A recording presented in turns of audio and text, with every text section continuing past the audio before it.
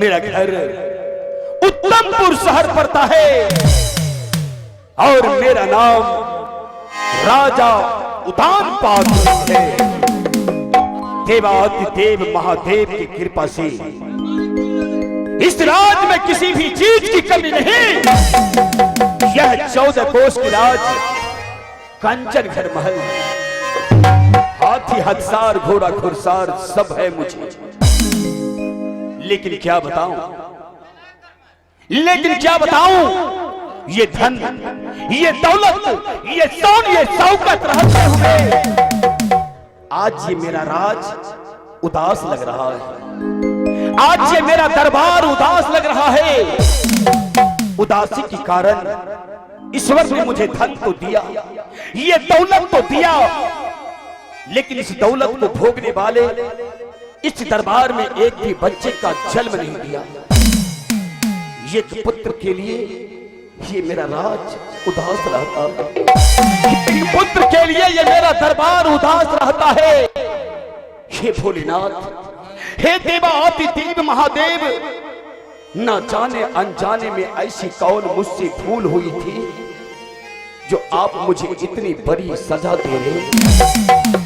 कहीं मेरे महल में महारानी की कोख से एक भी बच्चे का जन्म नहीं हुआ तो ये 14 कोस की राज, मेरे सर की ताज कौन संभालेगा, कौन भोगेगा इस राज को। पुत्र नहीं है तो ये धन दौलत सब बेकार सा लग रहा है। हे पुत्र बिना हिला गई हो भैया,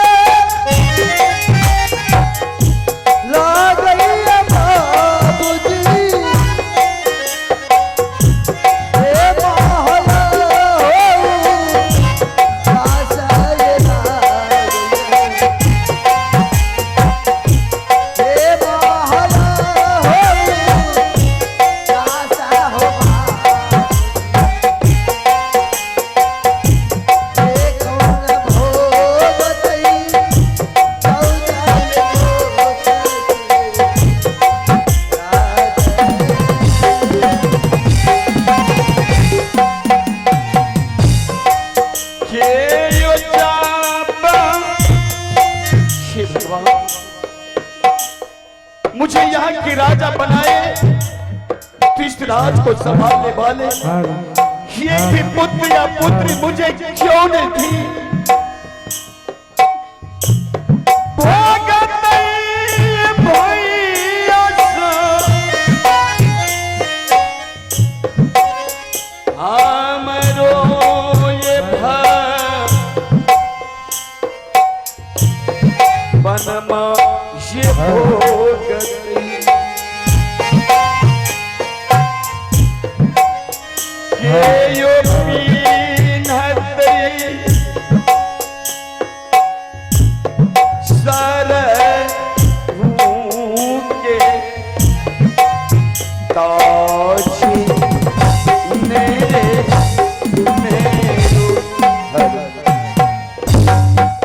क्या बताऊं आप लोगों को, इस राज का राजा तो हूं, राजा रहते हुए भी मैं कभी खुश नहीं रहता, क्योंकि भगवान मुझे एक भी पुत्र देते तो इस राज में लोग मुझे निपुत्र नहीं कहते। ये कहानी बहुत दर्द भरी।